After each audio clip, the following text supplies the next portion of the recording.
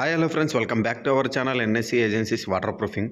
So ఇక్కడ కనిపిస్తున్నది వచ్చేసి నా వాట్సాప్ నెంబర్ అండి. మీలో ఎవరికైనా డౌట్స్ ఉన్నా కూడా నాకు వాట్సాప్ చేయండి, నేను రెస్పాన్స్ ఇస్తా. సో ఈ సైట్ వచ్చేసి మనకి కర్నూలులో అండి. సార్ వాళ్ళకి ఏ ప్రాబ్లం అంటే జస్ట్ ఆర్ఎంసీ కాంక్రీట్తో స్లాబ్ వేయించుకున్న తర్వాత మనకి ఏమైందంటే క్రాక్స్ ఎక్కువ బిల్డ్ అయినాయి అనమాట. సో సార్ వాళ్ళు మనల్ని అప్రోచ్ అయితే మనం ఏ విధంగా చేసామన్నది ఈ వీడియో. ఇక్కడ చూడండి, మనకి ఆర్ఎంసీ వేసుకున్న తర్వాత ఏమవుతుందంటే హీట్ ప్రొడ్యూస్ అయ్యి ఆ ప్రొడ్యూస్ నుండి మనకి క్రాక్స్ డెవలప్ అవుతాయి. చిన్న చిన్న ఎయిర్ క్రాక్స్ ఎక్కువ డెవలప్ అవుతాయి ఆర్ఎంసీతో.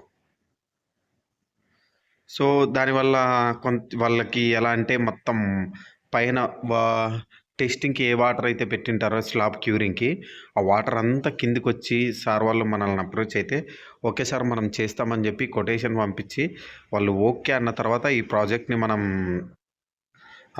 క్లియర్ చేసి సార్ వాళ్ళకి హ్యాండ్ ఓవర్ చేసి ఇచ్చేసాం. సో అక్కడ మనం చేసిన ప్రాసెస్ ఏంటిది అనేది ఈ వీడియోలో తెలుసుకుందామండి.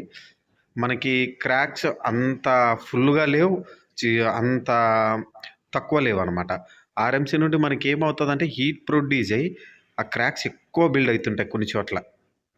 సో వాటిని మనం ఏ విధంగా చేసుకున్నాం, ఎలా చేసుకుంటే బెటర్గా ఉంటుంది అన్నదే ఈ వీడియో మొత్తం.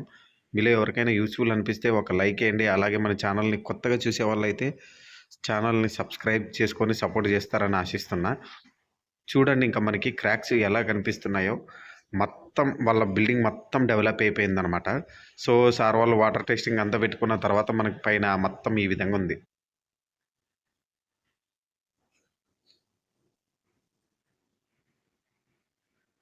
ఈ విధంగా ఉన్నదాన్ని మనం క్లీన్గా చేసుకొని సార్ వాళ్ళకి నీట్గా చేసి మనం హ్యాండ్ వర్క్ చేసి ఇచ్చేసాం. సో ఇక్కడ ఏమైందంటే వీళ్ళకి ఎక్కడైతే స్లాబ్ మొత్తానికి కాను అంత క్రాక్స్ అన్నీ డెవలప్ అయ్యాయి. మనకి కింద కూడా చూపిస్తానండి. ఆ క్రాక్స్ నుండి మనకి ఏమవుతుందంటే వాటర్ లీకేజ్ అవుతుంది.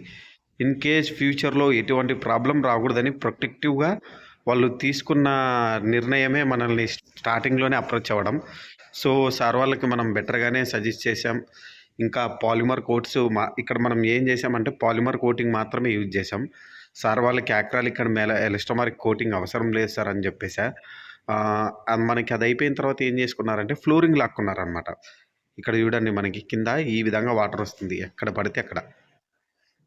సో ఫస్ట్ మనం ఏం చేసామంటే క్లీన్ చేసుకున్నామండి. అంతా క్లీన్ చేసుకున్న తర్వాత ఈ విధంగా బఫింగ్ స్టార్ట్ చేసుకున్నాం.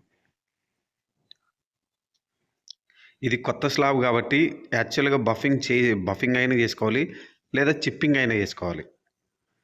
మేబీ నాకు నేను నాకున్న ఎక్స్పీరియన్స్తో చెప్తా. ఇలా కొత్త స్లాబ్కి మా వాళ్ళు ఏం చేసింటారంటే మాల్ ఎక్కడ పడితే అక్కడ కలిపి ఎలా పడితే అలా పెట్టింటారు కాబట్టి మనం చిప్పింగ్ చేసుకొని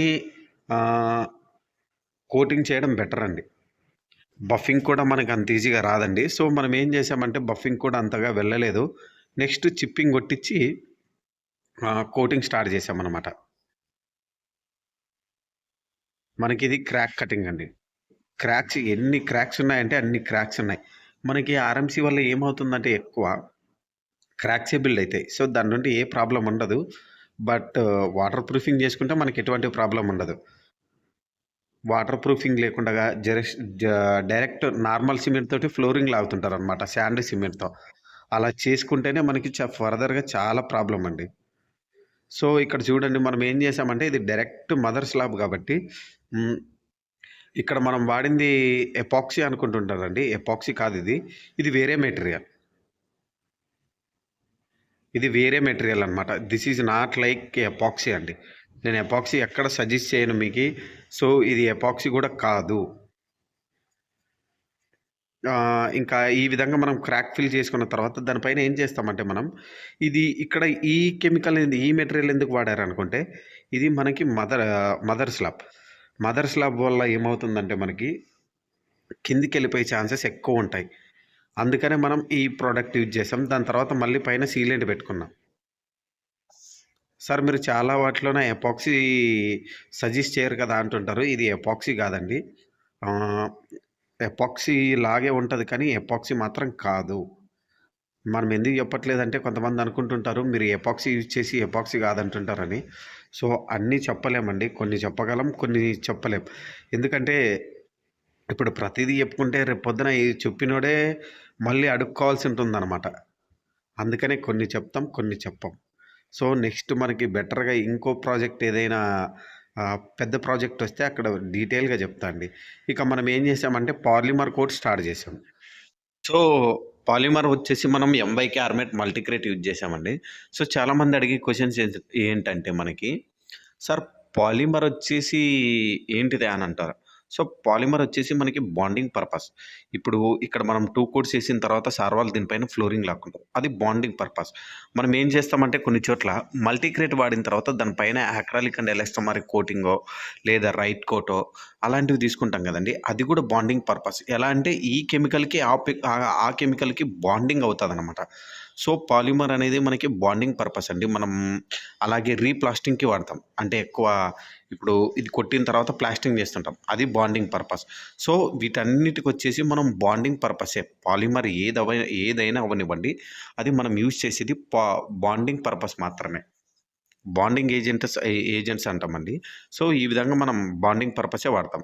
సో ఇక్కడ మనం 2 కోట్స్‌కి కానీ ఎంత చార్జ్ చేసామంటే సార్ వాళ్ళకి రూ. 37 చార్జ్ చేసాం.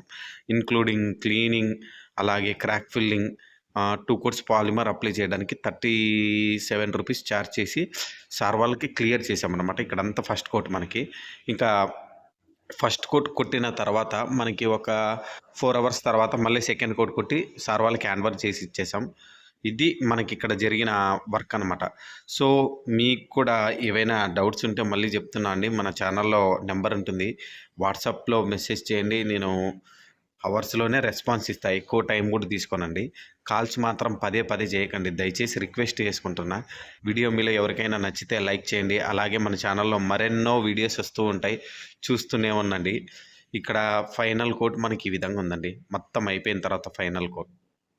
సో మన ఛానల్‌లో నెక్స్ట్ ఈ మంత్ 20 లేదా 15 నుండి ప్రైస్ డ్రాప్ సేల్స్ కూడా వస్తాయి.